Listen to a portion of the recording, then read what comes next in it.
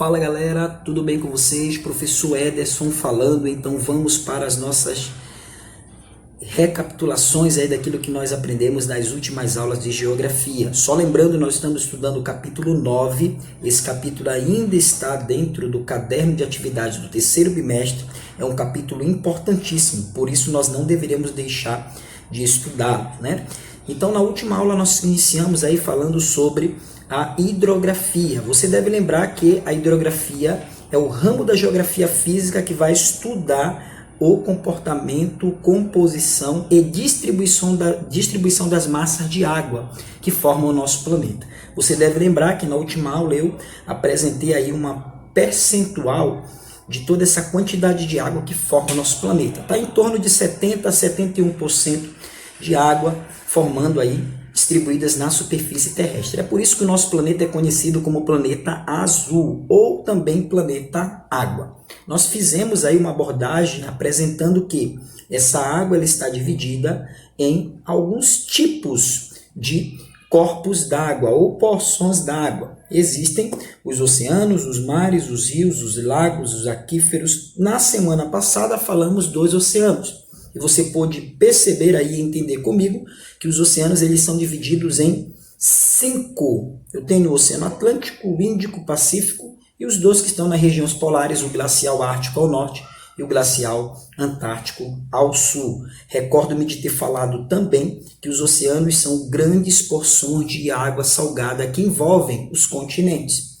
E aí, na semana passada eu já dei uma introdução sobre um outro importante componente ou tipo de água salgada que existe em nosso planeta, que são os mares e os lagos. Os lagos, por sinal, que podem ser também doces. Hoje nós iremos falar sobre esses dois componentes de água salgada. Então vem comigo, acompanha aí na página 41 do livro didático de vocês, capítulo 9, que tem por título Hidrografia às Águas da Terra. Os mares e também os lagos, eles podem ser chamados ou compreendidos como formações lacustres. Então isso significa que eles têm uma formação no interior do território ou no interior do continente, no interior de um território ou no interior do continente. Já os oceanos eles estão aí circundando esses continentes. Então é importante, a primeira informação de hoje é que essas formações lacustres elas serão formadas justamente dentro de regiões continentais. Então vamos aqui para a primeira informação de hoje, bem legal, acompanhe comigo, os lagos. Os lagos, como eu falei na última aula, eles podem ser divididos entre lagos de origem salgada ou lagos de origem doce. E aí, essa característica vai depender do tipo de localização. Se é uma região próxima ao oceano, vai ser um lago salgado. Se é uma região próxima ali a uma área de influência de rio ou mesmo de um aquífero, você vai ter ali um lago de água doce. Então, primeira pergunta que nós temos que responder, a diferença aí que algumas pessoas não sabem fazer entre lago, lagoa e laguna. Afinal, é tudo a mesma coisa ou é diferente? Na verdade, são diferentes. Os lagos, eles são porções maiores de água envoltas por terra. Então, vamos aqui aprender algo antes de eu continuar aqui falando da diferença. É o conceito de ilha. Ilha, talvez você já ouviu, ou quem sabe já até viu uma ilha alguma vez em sua vida. A ilha nada mais é do que uma porção de terra cercada por água. O lago vai ser uma porção de água cercada por terra. É o contrário. No caso do lago, essa porção de água ela vai ser maior. E a lagoa já vai ser menor. Então a primeira diferença de lago para lagoa tem a ver com a dimensão. Um lago ele é maior e a lagoa ela é menor. E a laguna? A laguna ela seria um lago ou uma lagoa, não vai importar aí o tamanho, mas que se conecta com o oceano. Então a laguna ela já vai ter um pequeno estreito que vai conectar esse lago ou lagoa ao oceano. Por isso que vai ser chamado de laguna. Então é importante nós fazermos essa divisão aí, essa diferença que existe entre esses termos lago, lagoa e laguna. Então existe aí uma origem, né, para os lagos. Eles podem surgir de diferentes formas. E aí o livro didático de vocês lhe traz a chamada classificação desses lagos de acordo com a sua origem. Eles podem ter uma origem tectônica devido à movimentação de placas tectônicas que provocam um afastamento na superfície terrestre, formando ali verdadeiras crateras. E essas crateras podem, com o passar do tempo, acondicionar a água e se formar um lago. Nós temos uma outra origem também, a origem glacial. Os lagos eles podem se formar a partir ali do choque que vai ocorrer entre grandes paredões de gelo, e esses grandes paredões vão acabar liberando pequenos outros pedaços que vão se depositar ali em regiões que estão aos pés desses paredões, formando ali alguns lagos, né?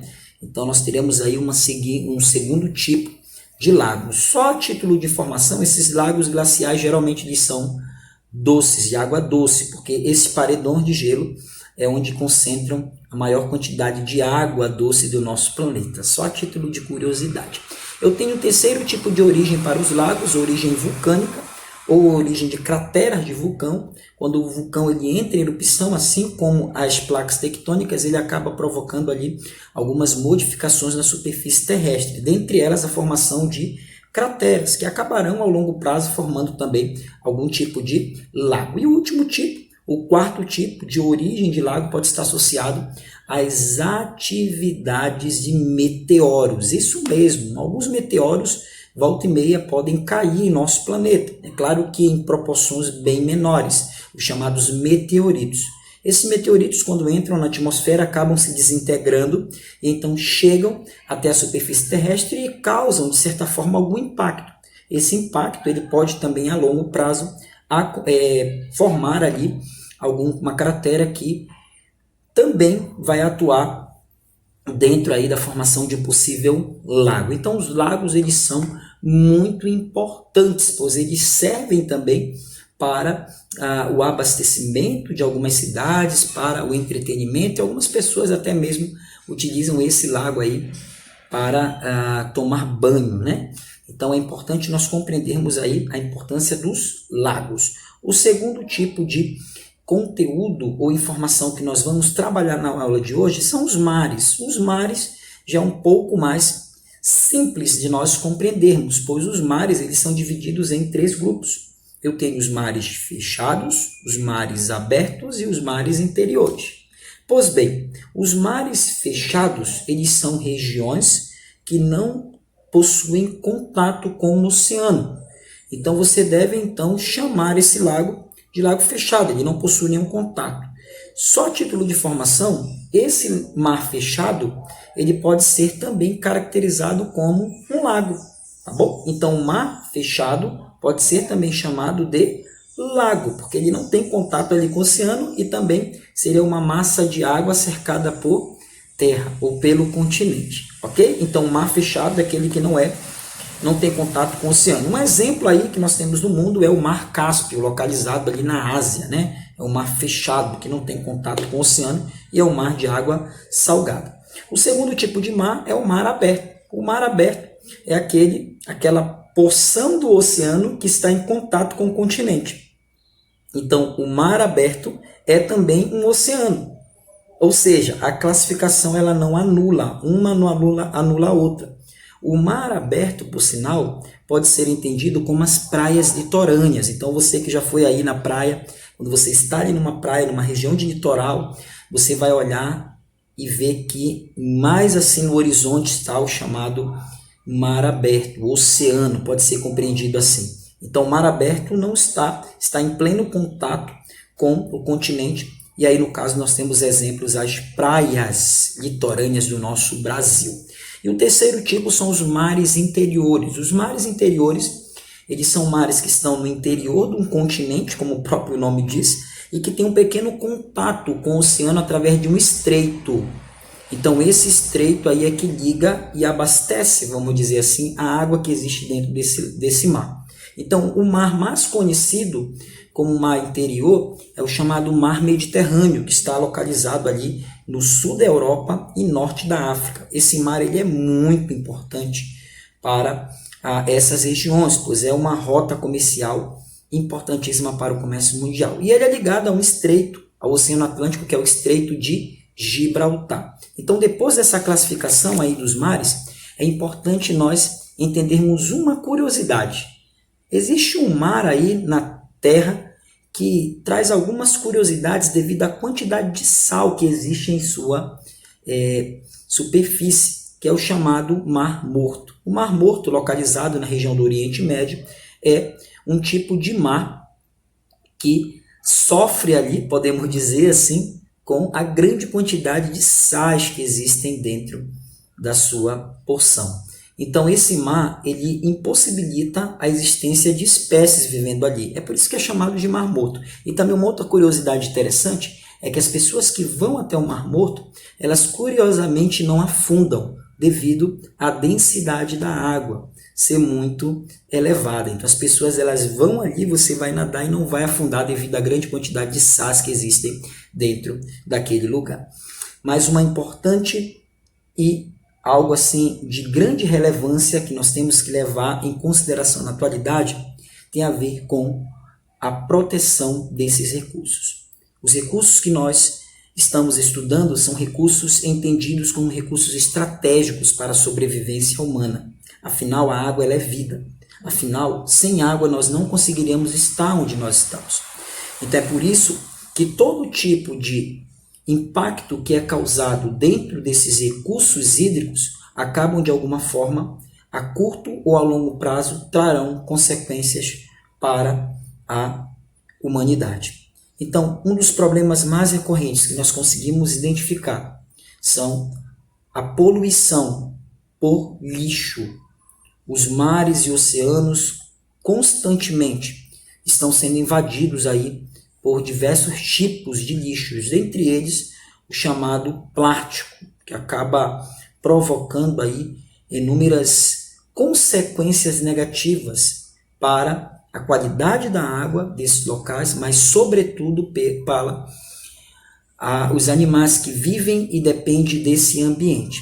Existe um documentário, ou melhor, um pequeno vídeo para você estar pesquisando no YouTube, que é chamado de O Lixão do Pacífico. Eu vou deixar na descrição desse vídeo também esse documentário, o link desse documentário chamado Lixão do Pacífico. Dê uma olhadinha e observe bem aí como o nosso planeta ele acaba poluindo ali muito esse ambiente, alguns ambientes hídricos, dentre eles aí, nesse caso específico, o oceano.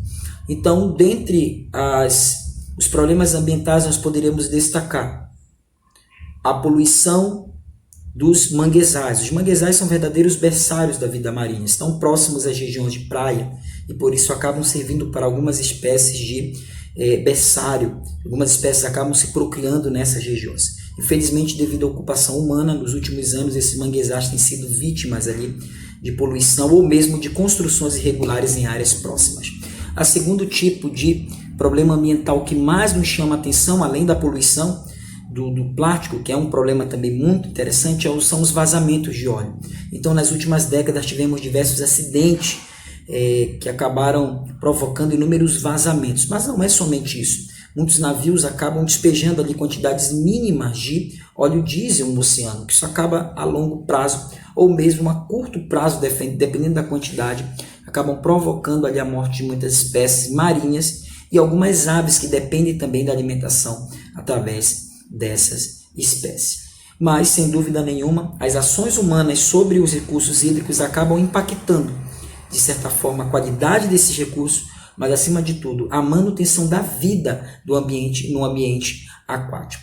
Então, nós encerramos esse primeiro momento falando aí um pouquinho sobre os mares, sobre os lagos, e na próxima aula nós continuaremos e concluiremos esse conteúdo sobre a hidrografia, estudando agora um pouquinho sobre os rios. Qual a importância dos rios para a nossa humanidade?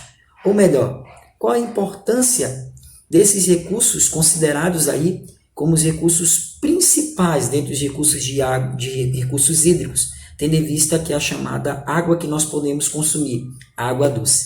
Então, fique ligado aí, na próxima aula eu aguardo vocês, e aí nós vamos deixar para finalizar uma atividade na página 46, Na semana que vem, nós corrigimos essa atividade e continuamos o nosso bate-papo.